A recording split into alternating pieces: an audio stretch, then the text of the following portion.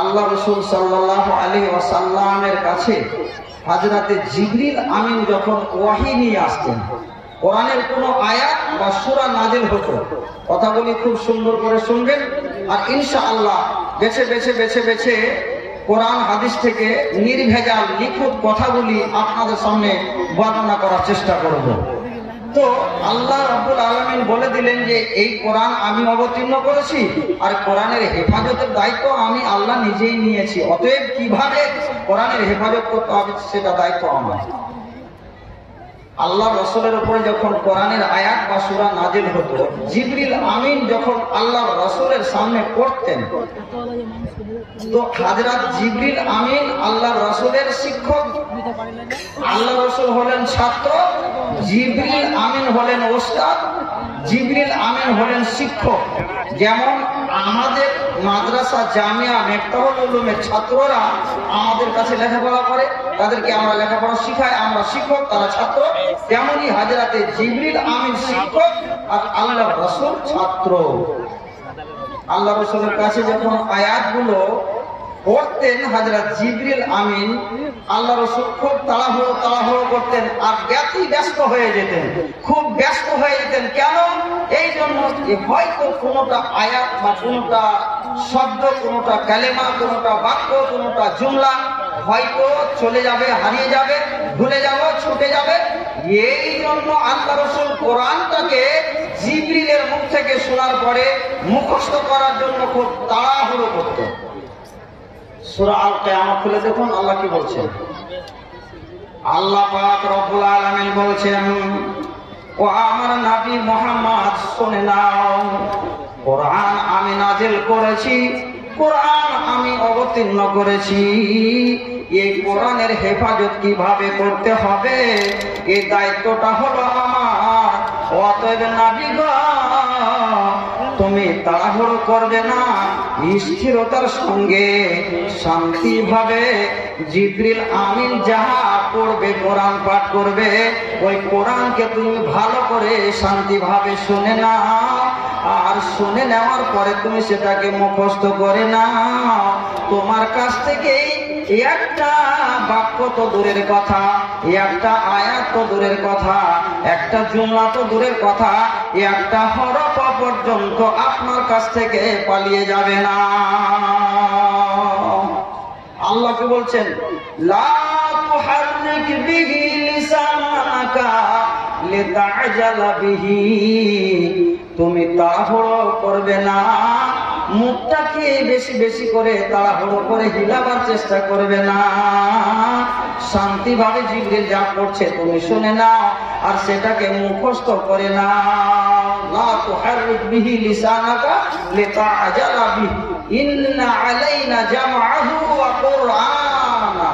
হে নবী মুহাম্মদ শুনে নাও, সেই কোরআনকে তোমার ভেতরে রক্ষা করা এবং কোরআনকে মুখস্থ করা আমার উপরে দায়িত্ব। আমি আল্লাহ জিম্মেদারি নিয়েছি, আমি আল্লাহ দায়িত্ব নিয়েছি। তুমি এত তাড়াহুড়ো করিও না, আমার উপরে দায়িত্ব রয়েছে কোরআনটাকে তোমার অন্তরের ভিতরে সংরক্ষিত করে দেওয়া, কোরআনটাকে তোমার ভিতরে ভালোভাবে হেফাজত করে দেওয়া, এটা হলো আমার দায়িত্ব। ইন্না আলাইনা জামআহু ওয়া কুরআন। আমার বিষয় একেবারে যেটা বলবো সেই বিষয়ের উপর ইনশাআল্লাহ যাব। তারপরে আল্লাহ কি বলছেন? ইন্না আলাইনা জামআহু ওয়া কুরআন ফাইদা কারানাহু ফাত্তাবি' কুরআনা। যখন আমার ফেরেশতা, মনোনীত ফেরেশতা জিবরিল আমিন কোরআনকে পড়বে, তার যখন কোরআন পড়া হয়ে যাবে, একটা আয়াত হয়ে যাবে, একটা বাক্য হয়ে যাবে, তখন তার পেছনে পিছনে তুমি পড়বে, একটাও শব্দ তোমার কাছ থেকে হারিয়ে যাবে না, ছুটে যাবে না। আল্লাহ বলছেন ইন্না আলাইনা জামআহু ওয়া কুরআনা ফাইদা কারানাহু ফাত্তাবি' কুরআনা। তারপর আল্লাহ বলছেন সুম্মা ইন্না আলাইনা বায়ান। বলেছি নামাজের কথা আছে না, যাকাতের কথা আছে না, দানের কথা আছে না, হজের কথা আছে না, সাদাকার কথা আছে না, যাকাতের কথা আছে।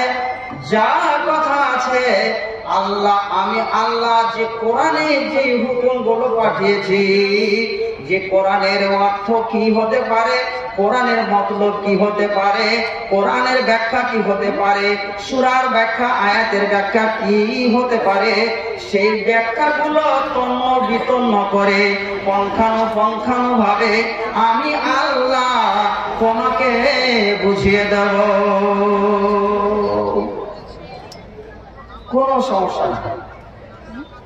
আল্লাহ রাসূলের উপরে 23 বছরের জীবনে পূর্ণ 30 পারা কোরআন অবতীর্ণ হলো, নাজিল হয়ে গেল। নাজিল হওয়ার পর আল্লাহ রাসূল সাল্লাল্লাহু আলাইহি ওয়াসাল্লামের উপরে 30 পারা কোরআন একেবারে কি হয়ে গেল, নাজিল হয়ে গেল। হযরতে জিবরিল আমিন তার মাধ্যম দিয়ে আল্লাহ রাব্বুল আলামিন পূর্ণ 30 পারা কোরআনকে একেবারে নাজিল করে, অবতীর্ণ করে, পরিপূর্ণ করে দিলেন।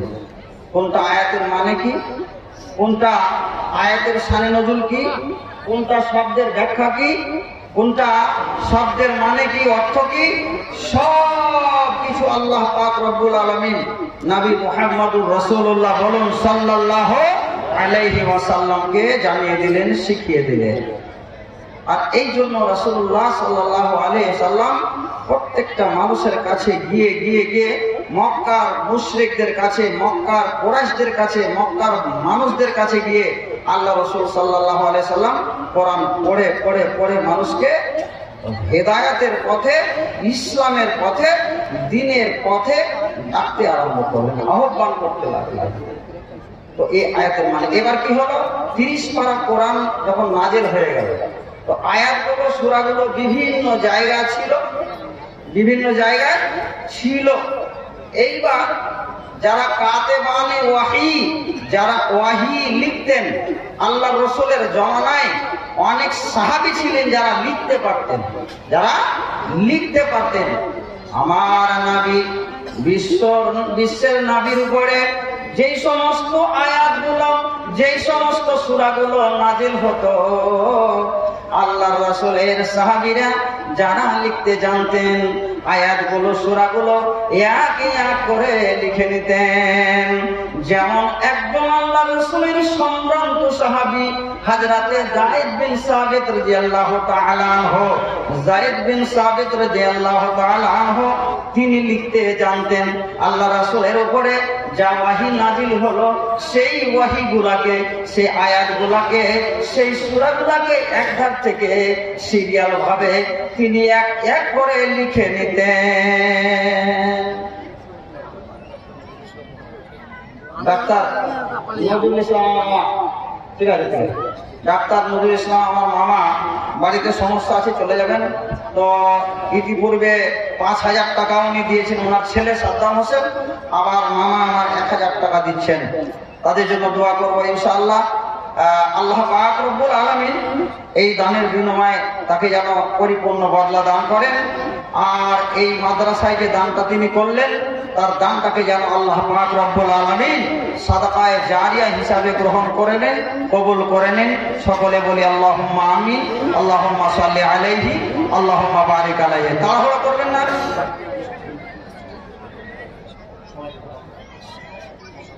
আচ্ছা, ঠিক আছে। স্ট্যান্ডে যে দোকানগুলো আছে, আজকে মাশাআল্লাহ ইনশাআল্লাহ আজকে আমরা জালসা শুনতে এসেছি, দোকান খাবো না, এটা ইরাদা করলেন। ইনশাআল্লাহ আপনার সাগিরা কাবিরা গুনাহ যা আছে, আপনি যদি আল্লাহর কাছে ইচ্ছা করেন, আল্লাহ আজকে দোকানে যাব না, বাজারে যাব না, আর কোনো কিছুই খাবো না, শুধুমাত্র আল্লাহর দ্বীনের ভুক্কা, আল্লাহর দ্বীনের কথা শোনার জন্য ভুক্কা রয়েছে। আল্লাহর দ্বীনের কথাগুলো বসে বসে শুনবো যতক্ষণ প্রোগ্রাম চলবে ইনশাআল্লাহ 12টা পর্যন্ত। এই এরাদা যদি করেন যে আল্লাহ আজকে কোরআন হাদিস শোনার মাধ্যম দিয়ে আল্লাহ আমার গুনাহের কাফারা করে দাও, আল্লাহ তুমি আমার গুনাহকে মাফ করে দাও, নিশ্চয়ই আল্লাহ আপনার কথা অবশ্যই শুনবেন। ভাইরা আমার, আমাকে ডিস্টার্ব করে দাও। একজন মহিলা পাশে যাক, টাকা তো নিব।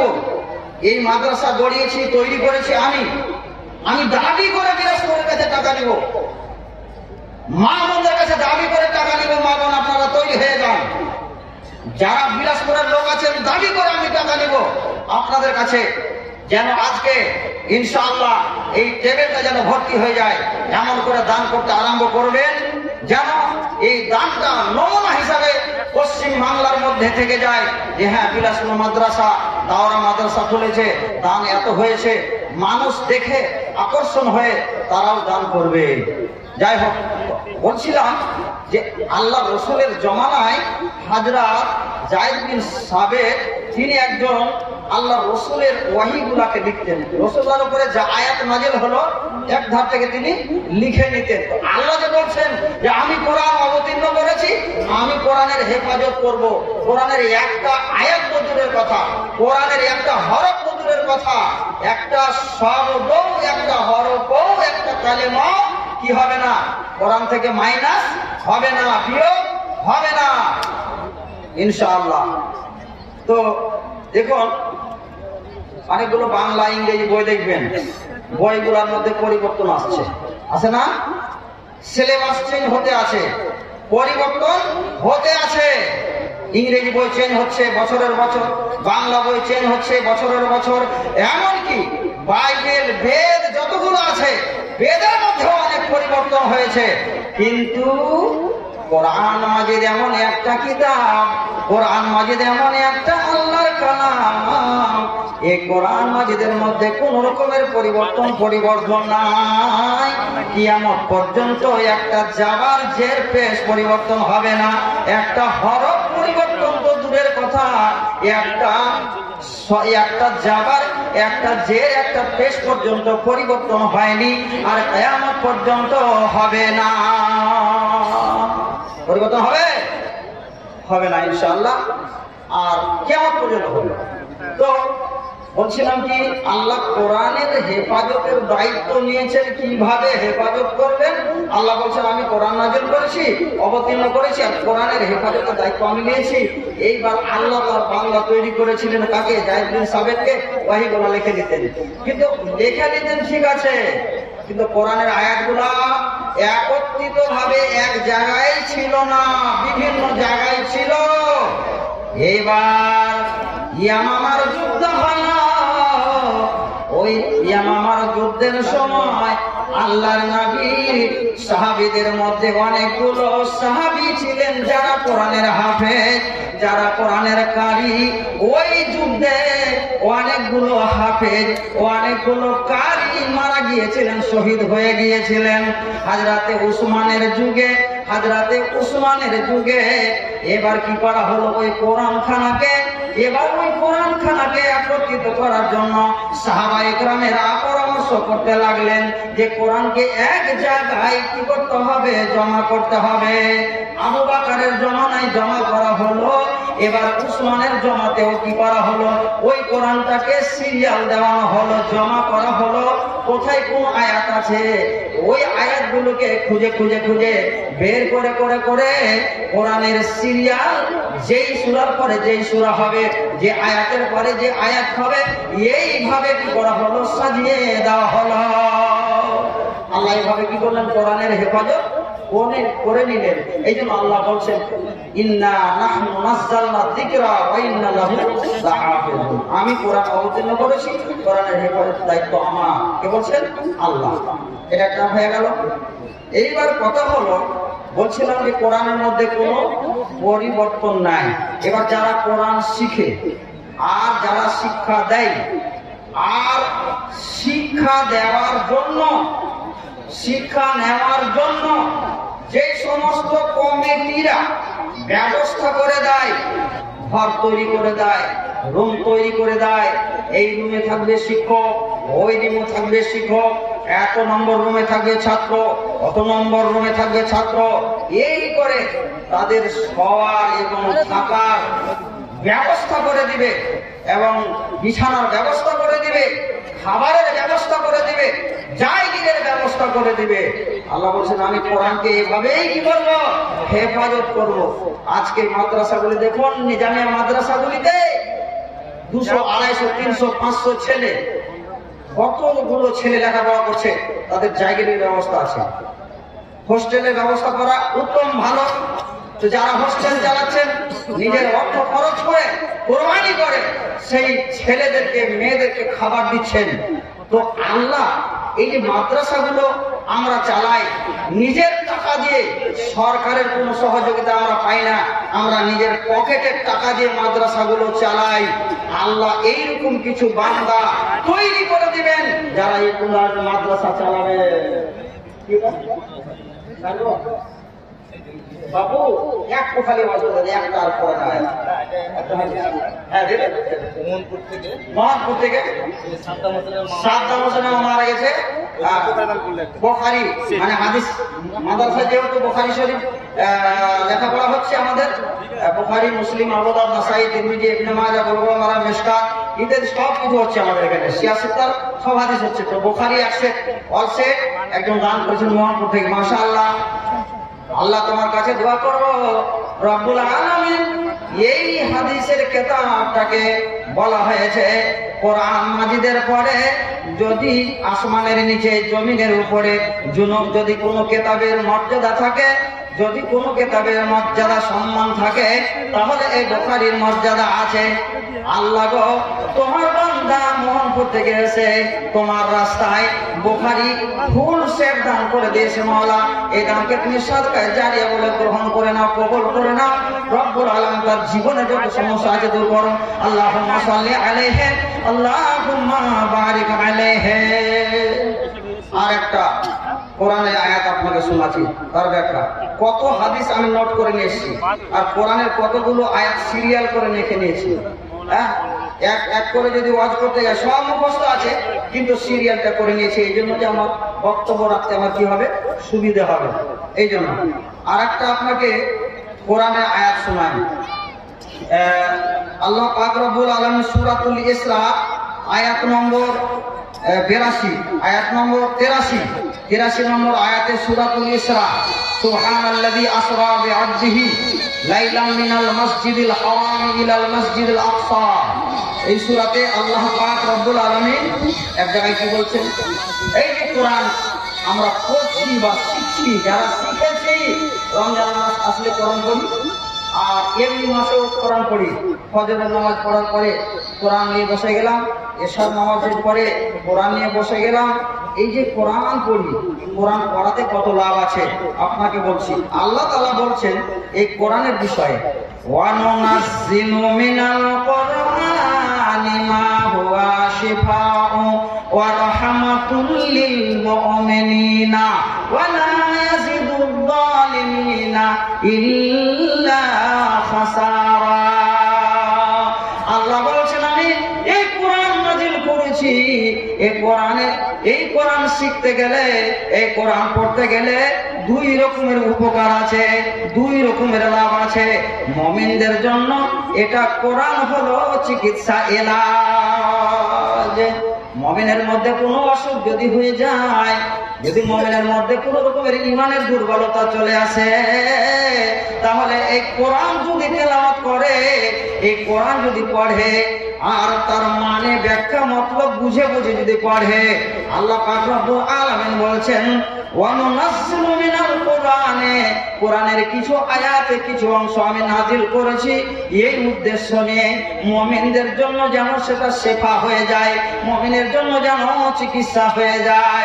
এই মুমিন মাঝে মধ্যে নামাজ পড়ো, মাঝে মধ্যে নামাজে ফাঁকি মারো, মাঝে মধ্যে সত্য কথা বলো, মাঝে মধ্যে মিথ্যা কথা বলো। কোরআন যদি তুমি পড়ো, আল্লাহ পাক রব্বুল আলামিন বলছেন ইয়া আইয়ুহাল্লাযীনা আমানুত্তাকুল্লাহা ওয়া কুলু কাওলান সাদীদা। আল্লাহ বলছেন হে মুমিন সম্প্রদায়রা, যখন তোমরা কথা বলবে মিথ্যা বলবে না, সত্য কথা বলবে। এই কথা যখন আপনি, এই আয়াত যখন আপনি তেলাওয়াত করবেন, তখনই আপনার মনের অসুখটা দূর হয়ে যাবে, আপনার ঈমানের দুর্বলতা সব দূর হয়ে যাবে। ওয়া রাহমাতুল লিল মুমিনিন, আর কোরআনের জন্য হলো এটা, মুমিনদের জন্য কোরআনটা হচ্ছে রহমত স্বরূপ, মুমিনের জন্য এটা হচ্ছে রহমত স্বরূপ। বিলাসপুরে স্ট্যান্ডে যে সমস্ত দোকানগুলো খোলা আছে আপনারা দয়া করে বন্ধ করুন, 8টা পর্যন্ত টাইম দেওয়া ছিল, 8টা অতিক্রম হয়ে গেছে, মনে হয় 8টা অতিক্রম হয়ে 9টা হতে চলেছে। অতএব আপনাদের কাছে আমার আকুল আবেদন যে আপনারা আপনাদের দোকানগুলো একটু বন্ধ করুন, শৃঙ্খলা বজায় রাখুন, বিশৃঙ্খলা সৃষ্টি করবেন না, এটাই আমার বিশেষ অনুরোধ। কি বলছিলাম? আল্লাহ কোরআনে আয়াতে বলছেন, একেবারে সুন্দর করে আপনি সূরা ইসরা খুলে দেখুন যে ওয়ানুনাজ্জিলু মিনাল কুরআনি মা হুয়া শিফাউ ওয়া রাহমাতুল লিল মুমিনিন। কোন মানুষ কি থাকে? মুনাফিকি করে না? এই মুনাফিকি করে না? মুনাফিকি মানে কি? মুনাফিকের নিশানি হলো 3টে। আয়াতুল মুনাফিকে সালাস। মুনাফিকের আলামত পরিচয় হলো 3টা। যখন কথা বলবে, ইদা হাদাসা কাযাবা, কথা বলবে মিথ্যা বলবে। ইদা হাদাসা কাযাবা, কথা বলবে মিথ্যা বলবে। ওয়া ইদা ওয়াদা আখলাফা, ওয়াদা করবে ওয়াদার খেলাফ করবে। আমি আপনার কাছে টাকা পাবো, আপনি আমার সঙ্গে ওয়াদা করলেন 10 তারিখের টাকা দেবো, 11 তারিখ চলে গেল, 12 তারিখ চলে গেল, আবার গিয়ে বলছি ভাই টাকা দিলে না কেন? আবার আপনি ওয়াদা করছেন 15 তারিখে দিব, 15 তারিখ চলে গেল, 16 তারিখ চলে গেল, আবার আপনি ওয়াদা করছেন, ওয়াদা ভঙ্গ করছেন, ওয়াদা করে ওয়াদা ভঙ্গ করছেন। এটা হচ্ছে মুনাফিক। এগুলো হচ্ছে মুনাফিকের পরিচয়। আল্লাহ রাসূল সাল্লাল্লাহু আলাইহি ওয়াসাল্লাম বলছেন, ইদা ওয়াদা আখলাফা, ওয়াদা করলে ওয়াদা খেলাফ করবে। আর ওয়াইদা উতুমিনা খানা, আর যখন তাকে কিছু আমানত রাখা হবে, আমানতের খেয়ানত করবে। বিলাইকে সুক্তি যোগায়। বিলাইকে যদি বলেন বিড়ালকে, এই সুক্তিটি যোগাস, মাছটি যোগাস, যোগাবে না খাবে? খেয়ে শেষ করে দেবে, তাই না? এটা আমানতের খেয়ানত।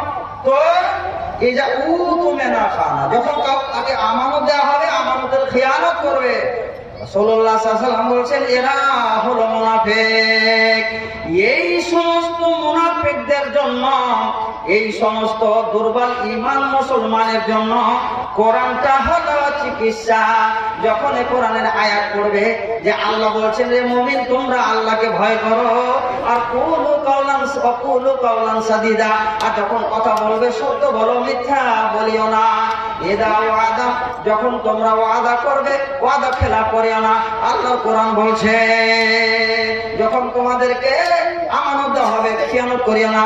আল্লাহ কোরআন বলছে, যখন কোরআন পড়বেন আর বুঝে বুঝে পড়বেন, নিশ্চয়ই আপনার মনের অসুখটা দূর হয়ে যাবে, ঈমানের দুর্বলতা দূর হয়ে যাবে, আপনার মধ্যে মুনাফিকি দূর হয়ে যাবে, আপনার মধ্যে কুফরি দূর হয়ে যাবে।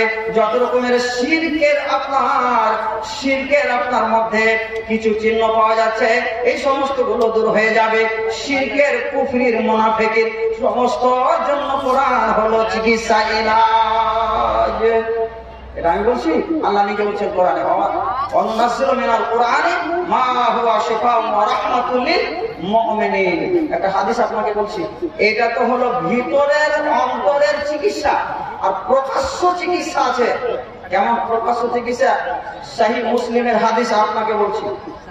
আল্লাহ রাসূলের কিছু সাহাবী সফরে যাচ্ছিলেন, যেতে যেতে যেতে যেতে কিছুটা রাস্তা অতিক্রম করেছেন, আর করার পরে একটা আরবের কোন গোত্র অর্থাৎ কাবিলার কাছে গিয়ে তাদের কাছে তিনারা মেহমান হতে চাইলেন যে তোমরা আমাদেরকে মেহমান রূপে গ্রহণ করে নাও, কিছু খাবার আমাদেরকে ব্যবস্থা করে দাও, আমরা ক্ষুধার্ত অবস্থায় কাতর হয়ে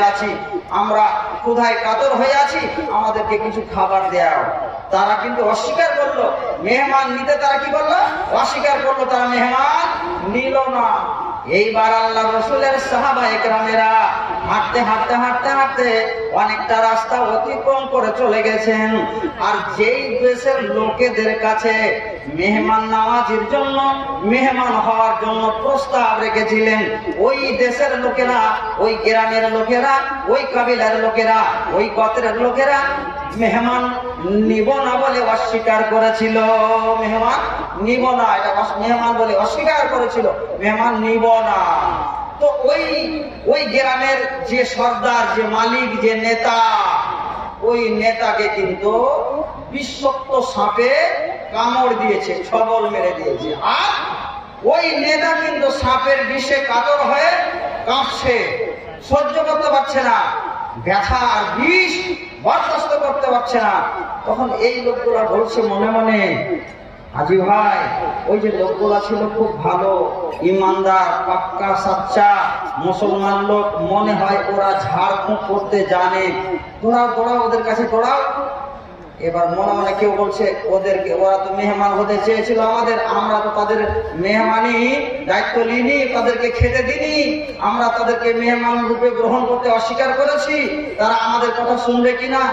যেই দেখি গেল আর গিয়ে বলছে, ভাই আরবের লোকেরা, ও মদিনার মানুষেরা, বল দেখি তোমাদের মধ্যে এমন কেউ মানুষ আছে নাকি আমাদের গ্রামের নেতাকে, আমাদের গ্রামের মালিকটাকে, মেম্বারটাকে, নেতাটাকে বিশ্বত সাপে ছবল মেরে দিয়েছে, কামড় মেরে দিয়েছে, এই জন্য সাপের বিষে ব্যথায় ব্যথিত হয়ে সহ্য করতে পারছে না, থাকতে পারছে না। তোমাদের মধ্যে কে এমন আছে নাকি চিকিৎসা করতে পারবে? এক সাহাবী বলছেন আমি পারবো। কে বলছেন? এক সাহাবী বলছেন আমি চিকিৎসা করতে পারবো। বুখারী হাদিস আপনাকে বলছি, বুখারী শরীফের হাদিস, মুসলিমে আছে। রাজান ইসলাম ওই সাহাবী চলো ভাই চলো ভাই, এতক্ষণ মানে খেতে দেয়নি আর মেহমান গ্রহণ করেনি, আর চলো ভাই চলো ভাই, তাহলে তেল মাখাচ্ছে, আবার চলো ভাই, ঠিক আছে চলো, তবে যাবো, একটা কথা আছে। কি কথা?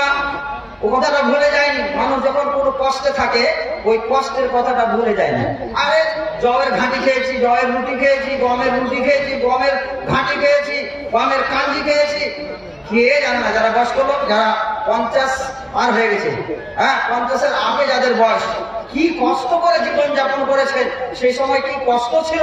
আমরা ছোট্টকালে কত কষ্ট করেছি, হ্যাঁ লেখাপড়া করেছি, জায়গিরের বাড়িতে থেকেছি, মাসকে মাস রুটি চলেছে, ভাতের কোনো কারবারই নেই, এরকম কষ্ট করে লেখাপড়া করেছি।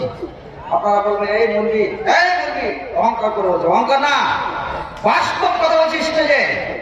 মাসকে মাস ভাত পাইনি, এটা কতদিনের কথা? 1982 সালের কথা বলছি, 1982 সালের কথা বলছি।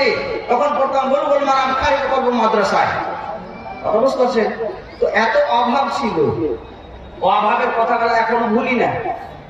মা কত কষ্ট করে, বাবা কত কষ্ট করে ছেলেদের জন্য, নিজে খিদায় থেকেছে, নিজে ভুগে থেকেছে, ছেলেদেরকে মেয়েদেরকে খাওয়াচ্ছে, নিজে ক্ষুধায় থেকে গেছে, কিন্তু ছেলেরাকে ক্ষুধায় রাখেনি।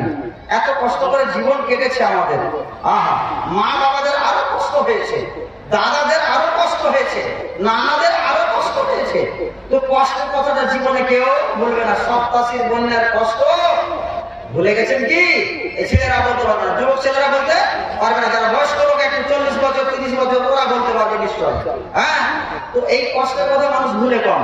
এইবার ওই সাহাবী বলছেন আমি তোমাদের কাজ করে দিব, কিন্তু একটা কথা, আমরা তোমাদের কাছে মেহমান হওয়ার জন্য তোমাদের কাছে প্রস্তাব রেখেছিলাম, তোমরা আমাদেরকে মেহমান রূপে গ্রহণ করো নাই। অতএব আমরা যদি যাই তোমাদের ওখানে ঝাড়ফুঁক করতে যাব, কিন্তু ঝাড়ফুঁক করবো এমনি বিনা পয়সাতে নয়, কিছু বিনিময় লাগবে, বদলা টাকা লাগবে। আজকালকার বক্তারা টাকা নিচ্ছে, তারপরে আসছে। কিছু বক্তা এমন আছে অ্যাকাউন্টে আগে টাকা ভরে দাও, টাকা ভরে দাও, আগে কাজ হয় আগে টাকা ভরো, কাজ হয় আগে টাকা ভরো। তুমি একটা জমি দিবে কাউরের বাড়িতে, তুমি আগে টাকা পাবে, মালিকের টাকা দিয়ে তোমাকে আগে টাকা দেবে, কাজ করবে, তারপর 200 টাকা দিনে কাজ, 200 টাকা তোমাকে 300 টাকা দিবে কখন? সারাদিন কাজ করবে। তারপর তোমার ভেতরে আল্লাহর ভয় যদি থাকে, কেন তুমি একেবারে টাকা দিচ্ছ আগে? হ্যাঁ, এক শ্রেণী আলেম জাহান্নামে আগে যাবে। আপনার হাদিস জানা নাই? 3 শ্রেণীর মানুষ জাহান্নামে আগে যাবে। তার মধ্যে এক প্রকার আলেম, আলেমকে আল্লাহ ডেকে বলবে, হে আলেম, তুই তো অনেক কিছু শিখেছিলি, কোরআন হাদিস সব শিখেছিলি, সব কিছু শিখেছিলি, টাকাটা না শিখার পরই ওই শিক্ষাটাকে কোন কাজে লাগিয়েছিলি? ব্যবসা লাগিয়েছিলি, ব্যবসায় পরিণত করেছিলি, সমাজে কিছু উপকার করেছিলি কোরআন শিখে হাদিস শিখে? তাহলে আল্লাহ যথেষ্ট করেছিলাম। বড় বড় সভায় বক্তব্য রেখেছে, বড় বড় মজলিসে বক্তব্য রেখেছি, আর কত মানুষকে আমাদের কথা বলেছি, হজের কথা। আল্লাহ বলবে মুনাফিক, এই মুনাফিক মুলবির ভিতরটা ঈমান থেকে শূন্য আছে, ঈমান থেকে খালি আছে। তুই মিথ্যা কথা বলছিস, তুই এই জন্য মানুষের কাছে ওয়াজ করেছিলি টাকা নিয়ে নিয়ে অ্যাকাউন্টে টাকা ভরে দাও, টাকা নিয়ে তারপরে স্টেজে যাব, না হলে যাব না।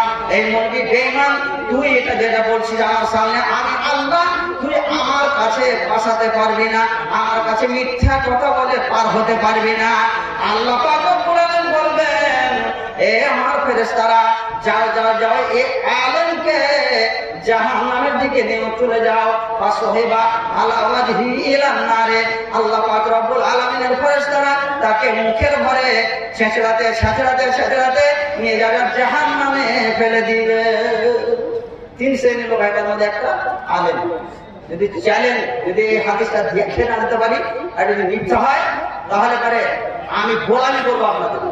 হ্যাঁ, কথাটা হচ্ছে যে শিখলে কিছু কামাইয়ের রাস্তা আছে, হালাল রূপে কামাইতে হবে, হারাম রূপে নয়। আপনি হারাম রূপে কামাবেন, এটা চলবে না, হালাল রূপে কামাতে হবে। সাহাবী বলছেন, এই তোমরা আমাদেরকে মেহমান রূপে গ্রহণ করনি, অতএব আমি বিনা পয়সায় যাব না। হাদিসটা ভালো করে শুনে কিছুটা মানে শিক্ষা অর্জন করার চেষ্টা করবেন, আপনাকে বুঝিয়ে দিব, মাথায় ঢুকিয়ে দিব ভালো করে মশলাটা। এইবার সাহেব বদলা লাগবে, ঠিক আছে চলো চলো চলো, বিপদে পড়েছে, এখন বদলা, গাড়ি চালিয়ে দিতে হবে, বাড়ি চালিয়ে দিতে হবে, সোনা চালিয়ে দিতে হবে, চাঁদি চালিয়ে দেবে, গাড়ি চালিয়ে দিতে হবে। হ্যাঁ, এইবার তখন কাবুতে পড়েছে না, রাজি হয়ে গেছে, চলো।